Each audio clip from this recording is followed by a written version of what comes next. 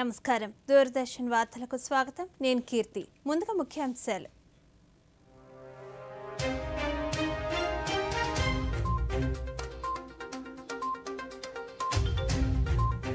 Britain ప్రధాని కీర్ స్టార్మర్తో భారత ప్రధాని మోదీ ద్వైపాక్షిక చర్చలు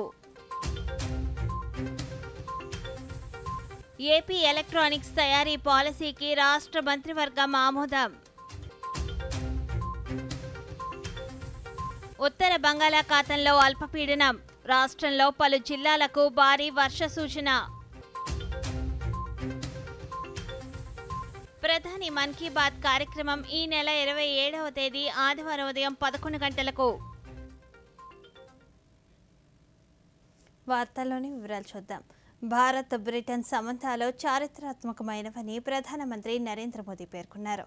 బ్రిటన్ పర్యటనలో భాగంగా ఈరోజు ఆయన దేశ ప్రధాని కీర్ స్టార్మర్తో ద్వైపాక్షిక చర్చలు జరిపారు. ఈ సందర్భంగా ఇరువురు ప్రధానులు సంయుక్త మీడియా సమావేశం నిర్వహించారు.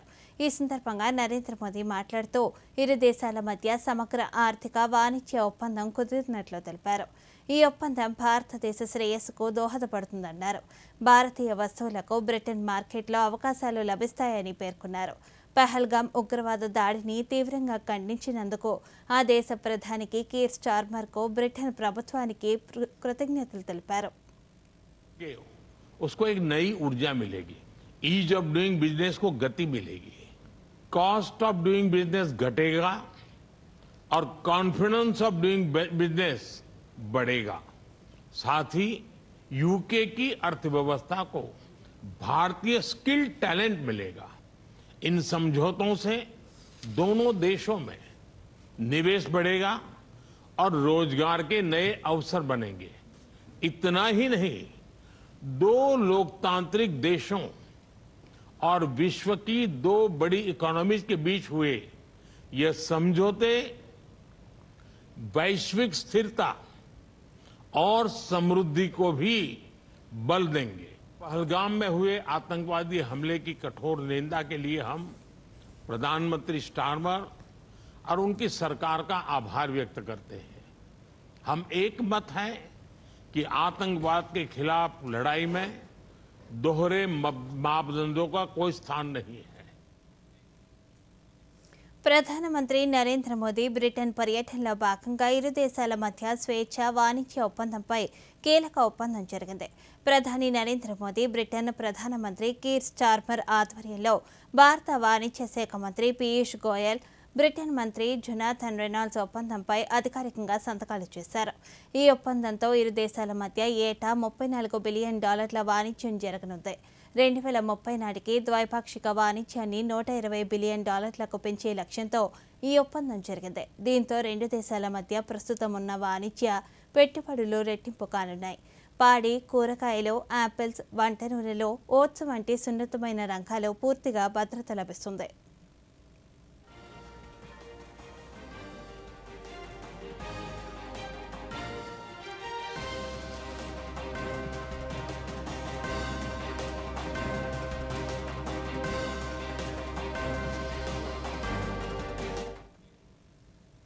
బ్రిటన్ పర్యటనలో భాగంగా ప్రధానమంత్రి నరేంద్ర మోదీకి భారత సంతతి ప్రజలు ఘన స్వాగతం పలికారు. భారత సంస్కృతి సాంప్రదాయాలు ప్రతిబింబించేలా తమ ఉత్సాహాన్ని ప్రదర్శించారు. ప్రధాని మోదీతో కరచాలనం చేస్తూ భావోద్వేగానికి గురయ్యారు. ప్రధాని పర్యటన పట్ల తాము సంతోషంగా ఉన్నామని పేర్కొన్నారు.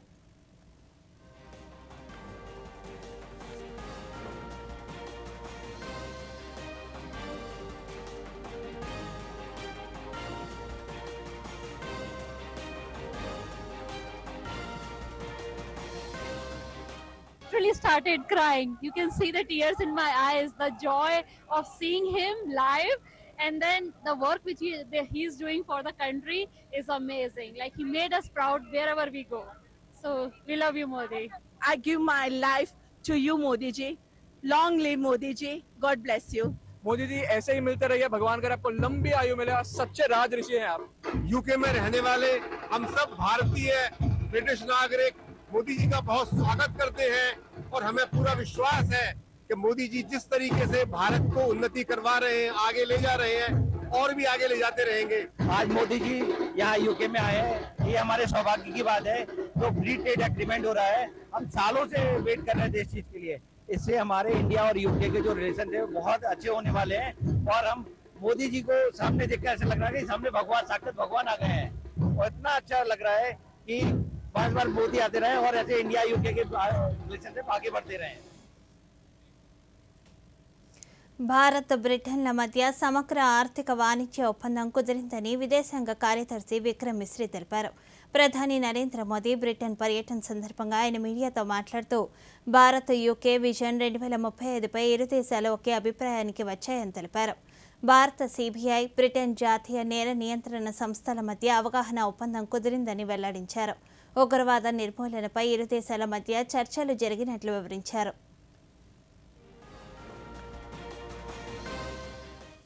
Landed in the UK yesterday and received a traditionally warm and festive welcome by representatives of the Indian community in the UK.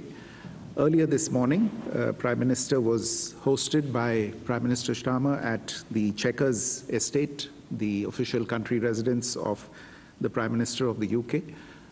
The two leaders spent nearly 3 hours together this morning, during which they held restricted and delegation level talks, including over lunch. The two leaders had the opportunity to review the entire gamut of issues in the bilateral relationship and also to discuss regional and global issues of mutual interest. The Prime Minister is scheduled to call on అభివృద్ధి చెందుతున్న భారత భావనకు సహకార రంగం ప్రధాన బలంగా నిలుస్తుందని కేంద్ర హోం సహకార శాఖ మంత్రి అమిత్ షా తెలిపారు. జాతీయ సహకార విధానం 2025ను ఆయన ఈరోజు ఢిల్లీలో ఆవిష్కరించారు. ఈ సందర్భంగా ఆయన మాట్లాడుతూ భారత్ ప్రపంచంలోనే 4వ అతిపెద్ద ఆర్థిక వ్యవస్థగా ఎదిగిందని తెలిపారు. గత 4 సంవత్సరాల కాలంలో సహకార రంగం సమానత్వానికి ఆధారంగా చేసుకుని ముందడుగు వేసిందని పేర్కొన్నారు. ప్రస్తుతం ఈ రంగంలో ప్రతి ఒక్క సభ్యుడు ధైర్యంగా ఉన్నట్లు స్పష్టం చేశారు. मोदी जी ने आजादी के लगभग 75 साल के बाद सहकारिता मंत्रालय बनाया और सहकारिता मंत्रालय जब बना तब सहकारिता क्षेत्र एक प्रकार से जीर्ण शीर्ण अवस्था में दिख रहा था. हम आज पीछे मुड़कर देखते हैं कि 4 साल में क्या हुआ है. तो सबसे पहला 4 साल में बाकी बहुत सारी सिद्धियां हैं. सुरेश प्रभु जी और मेरे सामने जो बैठे हैं वो सभी लोग अनेक प्रकार की सिद्धियों का वर्णन भी कर सकते, बता भी सकते, मगर सबसे पहली सिद्धि है आज देश का एक छोटे से छोटे सहकारी इकाई का ఏపీ ఎలక్ట్రానిక్స్ తయారీ పాలసీకి రాష్ట్ర మంత్రివర్గం ఆమోదం తెలిపింది. ముఖ్యమంత్రి నారా చంద్రబాబు నాయుడు అధ్యక్షతన ఈరోజు జరిగిన రాష్ట్ర మంత్రివర్గ సమావేశం పలు కీలక నిర్ణయాలు తీసుకుంది. మంత్రివర్గ నిర్ణయాలను రాష్ట్ర సమాచార పౌర సంబంధాల శాఖ మంత్రి కొలుసు పార్థసారథి మీడియాకు వెల్లడించారు. పెట్టుబడులకు గమ్యస్థానంగా ఆంధ్రప్రదేశ్ నిలిచేలా రాష్ట్ర ప్రభుత్వం పాలసీలను రూపొందిస్తుందని తెలిపారు. దీని ద్వారా పరిశ్రమలకు కేంద్ర రాష్ట్ర ప్రభుత్వాల నుంచి ప్రోత్సాహకాలు లభిస్తాయని తెలిపారు. కాంపోనెంట్స్ తీసుకొచ్చి అసెంబ్లీ చేయటం కానివ్వండి, లేకపోతే కాంపోనెంట్స్ని ఇంపోర్ట్ చేసుకుంటాం, ఆ ద్వారానే ఎలక్ట్రానిక్ ఇండస్ట్రీ ఆ స్థాయిలోనే ఉంది తప్పితే పూర్తిగా అన్ని కాంపోనెంట్స్ని ఇక్కడే తయారు చేసుకుని అంటే ఫుల్ ప్రోడక్ట్ని ఒక టీవీ కానివ్వండి, ఒక ఫోన్ కానివ్వండి, లేకపోతే ఎలక్ట్రానిక్కి సంబంధించిన ఏ పరికరమైనా సరే 100% ఇక్కడ మ్యానుఫ్యాక్చర్ కాబోట్లేదని ఇది మనందరికి తెలిసిన విషయమే. మరి ఈ పాలసీ తీసుకురావడం మూలంగా రాబోయే సంవత్సరాల్లో $100 to $150 బిలియన్ బిజినెస్ మన వ్యాపారం మన రాష్ట్రంలో జరుగుతుందని చెప్పేసి కూడా నేను మనవి చేస్తాను. ఈ పాలసీని తీసుకురావడం ద్వారా ఇప్పటికే చాలామంది ఈ ఎలక్ట్రానిక్ మ్యానుఫ్యాక్చర్ తయారీదారులు అయితే ఎవరైతే ఉంటారో వారందరూ కూడా ఇక్కడ ఇన్వెస్ట్మెంట్ పెడతానికి మరి చాలా ఉత్సాహం చూపిస్తారని చెప్పేసి కూడా నేను మనవి చేస్తాను. మరి వారు ఇక్కడ ఇండస్ట్రీ పెడతాం ద్వారా ఈ పాలసీ ఉండటం మూలంగా కేంద్ర ప్రభుత్వం నుంచి కానివ్వండి, రాష్ట్ర ప్రభుత్వం నుంచి కానివ్వండి అనేక ఇన్సెంటివ్స్ని పొందటానికి అవకాశం వస్తుంది. పోలవరం ప్రధాన ఎడమ కాలువ పనులు వేగవంతం చేయాలని కాకినాడ జిల్లా కలెక్టర్ సగిలి షణ్మోహన్ అధికారులను ఆదేశించారు. తుని మండలం కొమ్మరలోవ వద్ద పోలవరం ఎడమ కాలువ పనులను కలెక్టర్ పరిశీలించారు. ఈ సందర్భంగా కలెక్టర్ మాట్లాడుతూ గత 12 సంవత్సరాలుగా వివిధ కారణాలతో నిలిచిపోయిన పోలవరం ప్రధాన ఎడమ కాలువ పనులపై రాష్ట్ర ప్రభుత్వం ప్రత్యేక దృష్టి సారించిందన్నారు.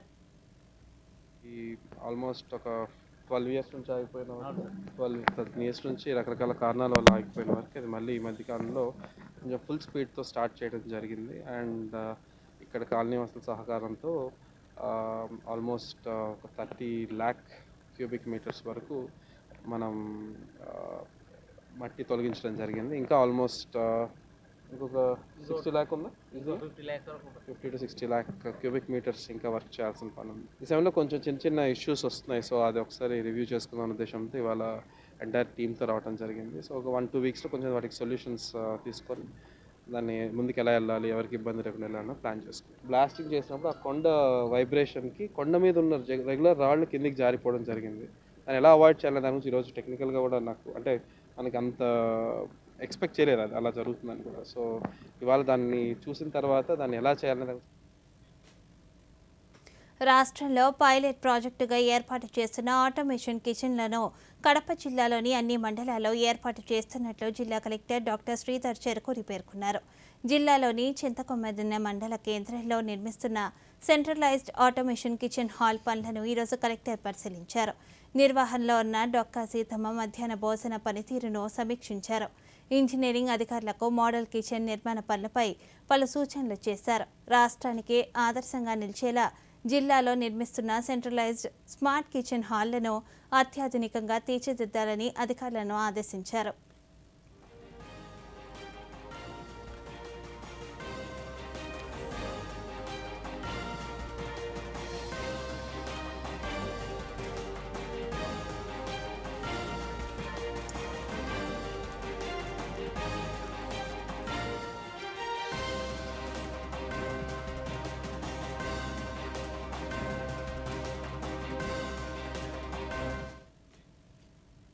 ఖరీఫ్ సీజన్కు సంబంధించి నెల్లూరు జిల్లాలో వరి, వేరుశనగ పంటలకు బీమా చేసుకునేందుకు ఆగస్టు 15 వరకు అవకాశం ఉందని నెల్లూరు జిల్లా వ్యవసాయ శాఖ సంయుక్త సంచాలకులు సత్యవాణి తెలిపారు.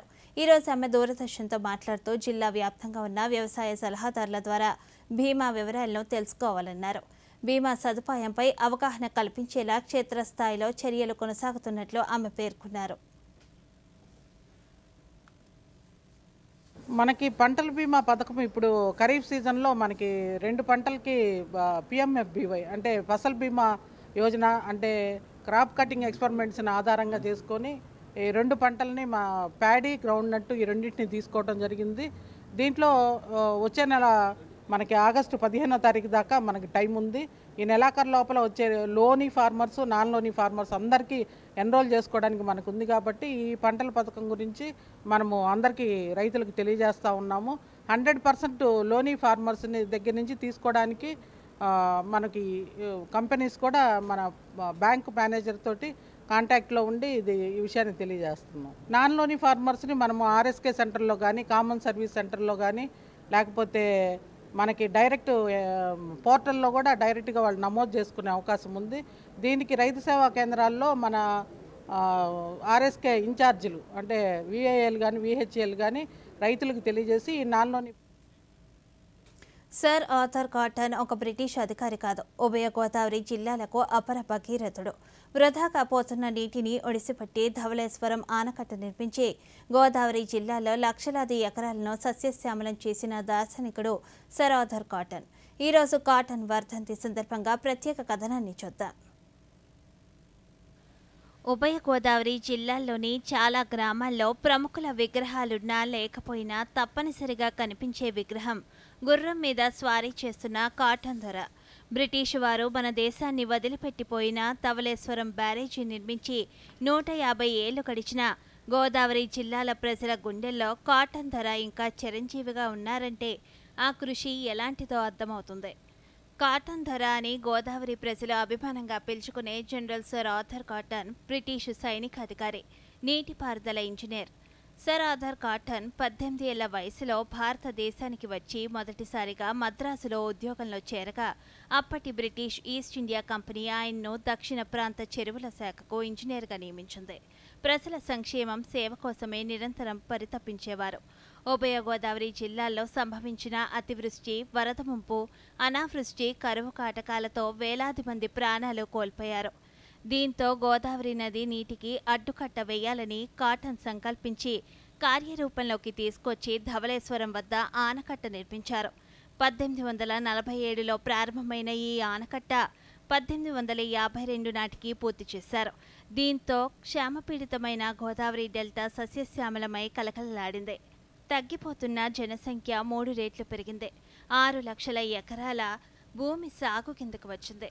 ఈ మహత్కార్యాన్ని ఆయన కేవలం 5 ఏళ్లలో పూర్తి చేశారు. కాటన్ తర గోదావరిపై నిర్మించిన ఆనకట్ట ఉభయ గోదావరి జిల్లాల్లోని రైతుల ఆర్థిక జీవన గతులను మార్చేసింది. తమ పాలిట దుఃఖదాయినిగా ఉన్న గోదావరిని ప్రాణహితగా మార్చిన భగీరథుడిగా కాటన్ ధర ఈ 2 జిల్లాల ప్రజల గుండెల్లో నిలిచిపోయారు. వార్తల్లో చిన్న విరామం. మీరేం చూస్తున్నారు నాన్న? నువ్వే అంటుంటావుగా స్టాక్ మార్కెట్ లో కొంచెం ఆలోచించి అర్థం చేసుకుని ఇన్వెస్ట్ చేయాలని. అందుకే కాస్త జ్ఞానం సంపాదిస్తున్నాను. ఎవరి నుంచి? అదే ఒక స్టాక్స్ ఎక్స్పర్ట్ ఉన్నాడు. గొప్ప ఎడ్యుకేషనల్ వీడియోలు చేస్తూ ఉంటాడు. దాంతో పాటు మంచి ఇన్వెస్ట్మెంట్ టిప్స్ కూడా ఇస్తాడు. నాన్న, ఈ వీడియోలని నమ్మకండి. మీ రీసెర్చ్ స్వయంగా చేసుకోండి లేదా సెబీ రిజిస్టర్డ్ ఇన్వెస్ట్మెంట్ అడ్వైజర్ ని సంప్రదించండి. ఎడ్యుకేషన్ పేరుతో కొంతమంది ఇన్ఫ్లుయెన్సర్లు తరచూ ఇన్వెస్టర్ ని తప్పుదారి పట్టిస్తూ ఉంటారు. నష్టపోయేది మీరే.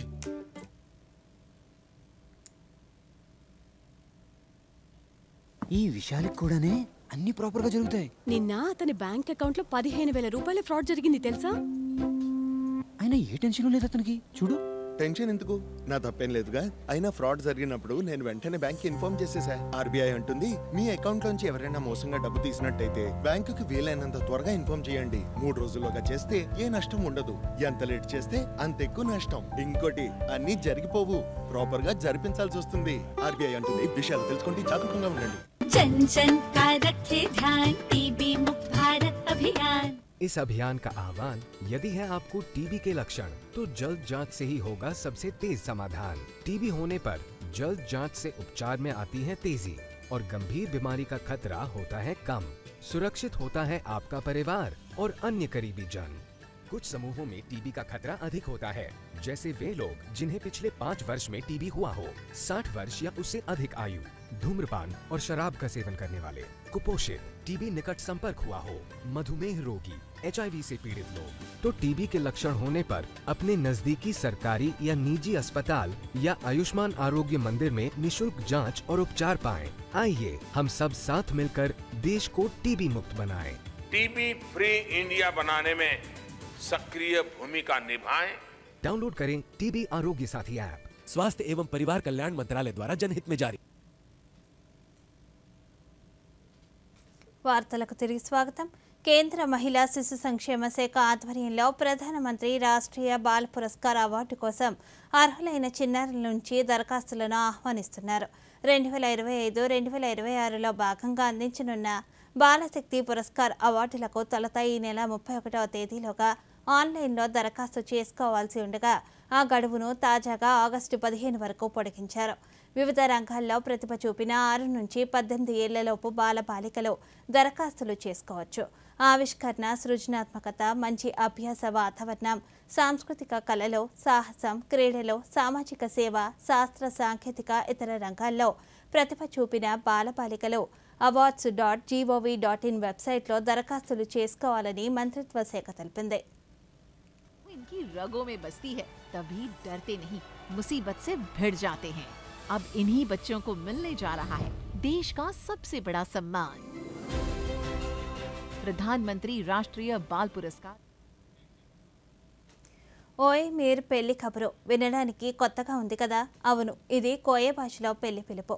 ఇప్పటి వరకు తెలుగులో శుభలేఖలు వేస్తూ వస్తున్న ఆదివాసీలు ఇక తమ వాడుక భాషకు అక్షర రూపం ఇవ్వడంతో నూతన సరళికి శ్రీకారం చుట్టారు.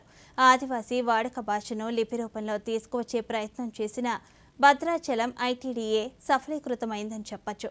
ఆ విశేషాలేంటి ఈ స్టోరీలో చూద్దాం. పాల్వంచ గ్రామానికి చెందిన కన్నరాజు అనే ఆదివాసీ యువకుడికి భద్రాచలానికి చెందిన పూణే లక్ష్మీ శరణ్యతో ఆగస్టు 3న వివాహ ముహూర్తాన్ని ఖరారు చేశారు. ఈ క్రమంలో వీరి వివాహ వేడుకకు సంబంధించి కళ్యాణ ఆహ్వాన పత్రికను పూర్తిగా కోయ భాషలో ముద్రించారు. ఈ కళ్యాణ ఆహ్వాన పత్రిక చూడముచ్చటగా ఉంది. పందీర్ ముహూర్తం, పెళ్లి ముహూర్తం, మా సొంత నార్, కబూర్, కరంగా నూర్ ఇయాల్ అంటూ కోయ భాషలో శుభ గడియలు, వేదిక, విందు, ఆహ్వానించువారు అనే పదాలను పొందుపరిచారు. కోయ భాష వచ్చి కూడా మరి మనం ఏం చేయగలుగుతున్నామనే ఆలోచన చేసి మరి నా వివాహము ఆగస్టు 3వ తారీఖున జరుగుతుంది కాబట్టి దానికి ముందుగానే 21వ తేదీన కోయ భాష దినోత్సవం సందర్భంగా పూర్తిగా యావత్ ఆదివాసీ తెగలకు సంబంధించినటువంటి అందరూ కూడా వెడ్డింగ్ కార్డులో వచ్చే విధంగా మరి అందులోనే మా యొక్క సంస్కృతి సాంప్రదాయాలు అన్నీ కూడా వచ్చే విధంగా రాబోయే తరాలకు ఆదర్శంగా నిలవాలని, కోయ భాష పైన అందరూ కూడా మక్కువ పెంచుకోవాలని, కనుమరుగైపోతున్నటువంటి కోయ భాషను రక్షించాలనే ఉద్దేశంతోనే మరియు నేను మరియు మా శరణ్య ఇద్దరం కలిసి మరి యొక్క వెడ్డింగ్ కార్డ్ని మరి మా ఆదివాసీ తెగల సమన్వయ నాయకులతో అన్ని సూచనలు తీసుకొని మరి ఈ పెళ్లి పత్రికను తయారు చేయడం జరిగింది. ఈ ఆహ్వాన పత్రికను పిఓ రాహుల్ కోయ భాష దినోత్సవం రోజునే ఆవిష్కరించారు. కోయ భాషలో ఉన్న పెళ్లి పత్రికను చూడడం ఆనందంగా ఉందని రాహుల్ తెలిపారు. గిరిజనుల మాతృభాషలో లిపి అందుబాటులోకి రావడం అభినందనీయమన్నారు. కోయ భాష దినోత్సవం నిర్వహించడము, ఆదివాసీ దినోత్సవంలో కోయ భాషలో మాట్లాడడము, అఫీషియల్ కమ్యూనికేషన్ అంటే ఆగస్ట్ 15 జనవరి 26కి కానీ ఆదివాసీ దినోత్సవంకి అఫీషియల్ ఇన్విటేషన్స్ అన్ని కోయ భాషలో ప్రింట్ చేయడము, సర్టిఫికేట్ ఆఫ్ అప్రిషియేషన్స్ కూడా కోయ భాషలో ఇవ్వడం, ఇట్లా చిన్న చిన్న ఇనిషియేషన్స్ చేస్తే అది ఎక్కడో కొద్దిగా గొప్ప కంట్రిబ్యూట్ చేస్తుంది. కొద్దిగైనా నెక్స్ట్ వాళ్ళు మళ్ళీ భాషకు ప్రాముఖ్యతను ఇస్తారన్న ఉద్దేశంతో మేము ఇది ఐటీడీ నుంచి స్టార్ట్ చేశాము. సో రీసెంట్గా ఒక జంట వాళ్ళ పెళ్లి పత్రికను తీసుకొని వచ్చి నాతో కలిశారు. సో నేను జనరల్గా అనుకున్నాను, బట్ ఫస్ట్ టైం ఎవరు కోయ భాషలో వాళ్ళు వాళ్ళ సాంప్రదాయాలను, వాళ్ళ పద్ధతులను, ఆచారాలను అన్నిటినీ ఆ పత్రికలో పొందుపరుస్తూ భాష కూడా కోయ భాషలో రాయడం చాలా అభినందనీయం. అంతరించిపోతున్న ఆదివాసీ గిరిజన సంస్కృతి సంప్రదాయాలు భవిష్యత్ తరాలకు పదిలంగా అందించే ప్రయత్నంలో భాగంగానే భద్రాచలంలో ట్రైబల్ మ్యూజియం ఏర్పాటుతో పాటు ఆదివాసీల సంస్కృతిపై ప్రత్యేక అధ్యయనం చేసి ఆదివాసీ తెగల ఇలవేల్పుల చరిత్రను అక్కడి అధికారులు సేకరిస్తున్నారు. అంతేకాకుండా నేటి తరం గిరిజన బాలబాలికలకు, యువతీ యువకులకు వారి భాషపై మక్కువ కలిగేలా ఐటీడీఏ ద్వారా నిర్వహిస్తున్న స్వాతంత్ర దినోత్సవ వేడుక, గణతంత్ర దినోత్సవం సందర్భంగా అందించే ఆహ్వాన పత్రికలు, ప్రభుత్వ ఉద్యోగులకు అందించే ప్రశంసా పత్రాలు కోయ భాషలోనే ముద్రిస్తూ వారిని అన్ని విధాలా ప్రోత్సహిస్తున్నారు.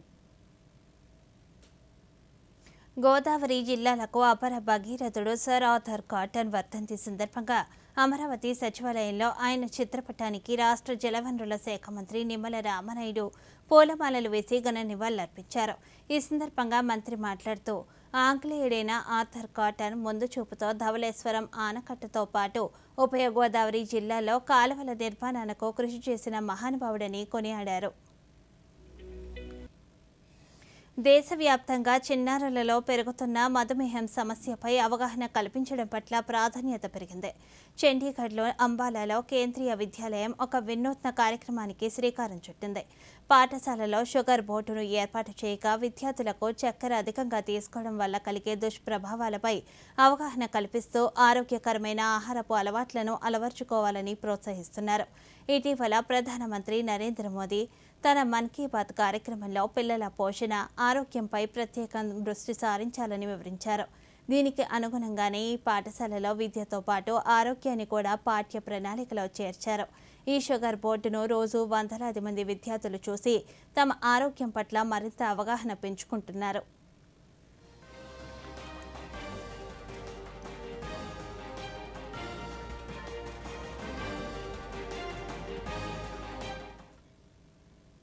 గుజరాత్ బొటాడ్లోని సారంగ్పూర్లో హనుమాన్ దాదా మందిరం భక్తుల కోసం మా దాదాకు నా రాఖీ అనే ప్రత్యేక కార్యక్రమాన్ని ప్రారంభించింది.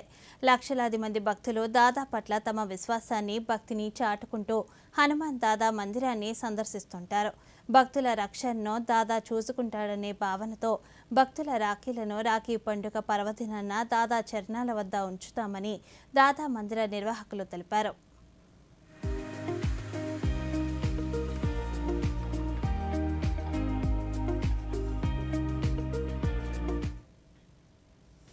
దక్షిణ కాశీగా పేరుగాంచిన కేరళలోని వర్కులలోని జనార్దన స్వామి ఆలయం పక్కన ఉన్న పాపనాశిని తీర్థం వద్ద పితృబలి తర్పణ కార్యక్రమాన్ని పురోహితులు నిర్వహించారు.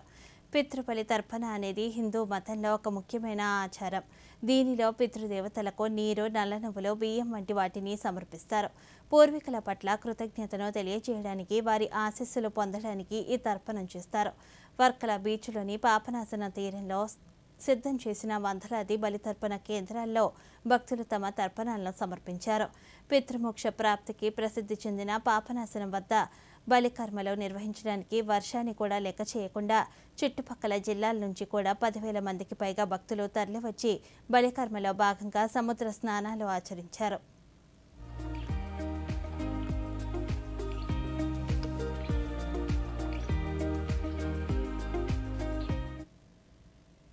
ప్రతి భారతీయ కుటుంబానికి ఆకాశవాణి, దూరదర్శన్లతో విడదీయని బంధం ఉంది. కేవలం వార్తలు, కార్యక్రమాలే పరిమితం కాకుండా అవి మన దేశ సంస్కృతి, విద్య, వినోద రంగాలలో బలమైన వారధులుగా నిలుస్తున్నాయి. ఫ్రీ డిష్ ద్వారా ఆకాశవాణి, దూరదర్శన్లో ఉచితంగా వీక్షించే అవకాశం దేశ ప్రజలకు దొరుకుతుంది. దీనికి సంబంధించిన పూర్తి వివరాలు ఈ నివేదికలో చూద్దాం. ప్రసార భారతికి చెందిన free direct to home platform DD free dish దేశ ప్రజల్లోకి మరింత చొచ్చుకుపోతుంది. పరిశ్రమ అంచనాల ప్రకారం 2024 నాటికి డీడీ ఫ్రీ డిష్ దేశవ్యాప్తంగా సుమారు 4.9 కోట్ల కుటుంబాలకు చేరుకుందని కేంద్ర సమాచార ప్రసార శాఖ సహాయ మంత్రి డాక్టర్ ఎల్ మురుగన్ లోక్సభలో తెలియజేశారు. 2021-26 కాలానికి గాను మొత్తం 2,539 కోట్ల రూపాయల నిధులను కేంద్ర ప్రభుత్వం మంజూరు చేసింది. వివిధ భాషల ప్రాతినిధ్యాన్ని నిర్ధారించడానికి కేంద్ర ప్రభుత్వం పెద్ద ఎత్తున చర్యలు తీసుకుంది. ఇందులో భాగంగా ఈ వేలంలో దక్షిణ భారత భాషల ఛానళ్లకు స్లాట్లు కేటాయించారు. దక్షిణ ప్రాంతంలోని ప్రైవేట్ బ్రాడ్కాస్టర్ల భాగస్వామ్యాన్ని పెంచడానికి అర్హత ప్రమాణాలను సరళీకరించారు. అంతేకాకుండా ఇటీవల జరిగిన ఈ వేలంలో తమిళం, తెలుగు, కన్నడ, మలయాళం ఛానల్స్ కోసం ప్రత్యేక స్లాట్లను అందించడం, 3 అదనపు దక్షిణ భారత భాషల ప్రైవేట్ ఛానల్స్ను డీడీ ఫ్రీ డిష్లోకి చేర్చడం వంటి ముఖ్యమైన కార్యక్రమాలు కూడా చేపట్టారు. దక్షిణ భారత భాషలలో ప్రసారం చేసే 27 విద్యా ఛానళ్లు తమ వంతు కృషి చేస్తున్నాయి. ప్రభుత్వం కృషి ఫలితంగా నేడు డీడీ ఫ్రీ డిష్ మారుమూల ప్రాంతాల్లో, గ్రామాలతో పాటు ఏజెన్సీ ప్రాంతాలలో కూడా సేవలను విస్తరిస్తుంది.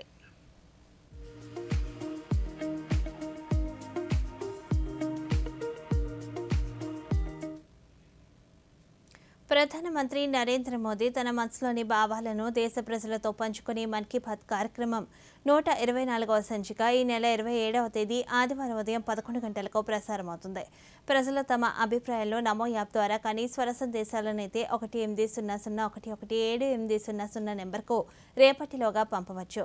అలాగే www.mygov.in వెబ్సైట్ ద్వారా కానీ 1922 నెంబర్కు మిస్డ్ కాల్ ఇవ్వడం ద్వారా తిరిగి మన మొబైల్కి వచ్చే సంక్షిప్త సందేశంలోని లింక్ ద్వారా కూడా అభిప్రాయాలను తెలియజేయవచ్చు.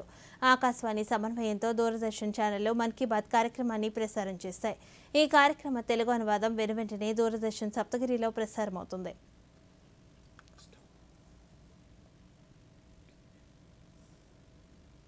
దేశీయ స్టాక్ మార్కెట్ సూచీలు ఈరోజు నష్టాల్లో ముగిశాయి. ఇంట్రాడేలో సెన్సెక్స్ 650కి పైగా పాయింట్లు నష్టపోగా నిఫ్టీ 25,100 దిగువకు చేరింది. ఈ ఉదయం 82,779 పాయింట్ల వద్ద స్వల్ప లాభాల్లో ప్రారంభమై క్షణాల్లోనే నష్టాల్లోకి జారుకుంది. ఇంట్రాడేలో 82,047 పాయింట్ల వద్ద కనిష్టాన్ని దాకిన సూచీ చివరికి 542 పాయింట్ల నష్టంతో 82,184 వద్ద స్థిరపడింది. నిఫ్టీ 157 పాయింట్ల నష్టంతో 25,062 వద్ద ముగిసింది.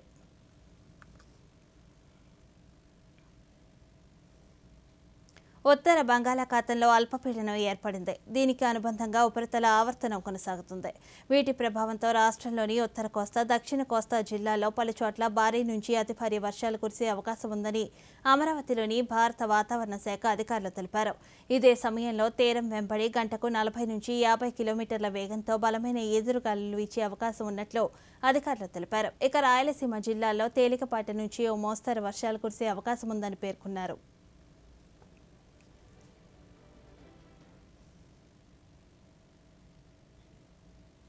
ఈ వార్తలు ఇంతతో సమాప్తం. నమస్కారం.